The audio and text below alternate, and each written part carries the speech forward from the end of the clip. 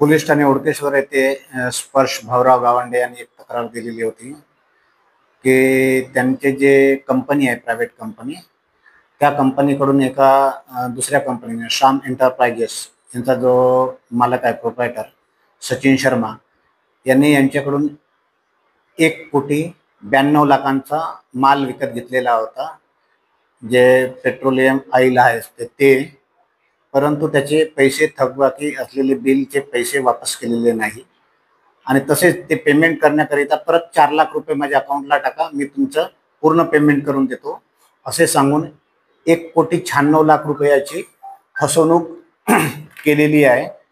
सचिन शर्मा यांनी एक बोकारा कोराडीच्या हद्दीमध्ये त्यांचं एक कंपनी आहे आणि तिथे ऑफिस आहे असं दर्शवलेले होते खोटे, आणि त्या आधारावर त्यांनी तो माल विकत घेतलेला होता. फिर्यादीने वारंवार मागणी करून सुद्धा त्यांनी ते दिलेलं नाही आणि तिथून तो जो ॲड्रेसवर होता त्या ॲड्रेसवरून तो फ्लॅट सोडून ते तिथून फसार झालेला आहे. त्याबाबतची आमच्याकडे तक्रार आलेली होती आणि तक्रारीवरून आम्ही असा 420, 409, 406, 34 नुसार गुन्हा दाखल केलेला आहे आणि पुढील तपास PSI रामटेके हे करीत आहे.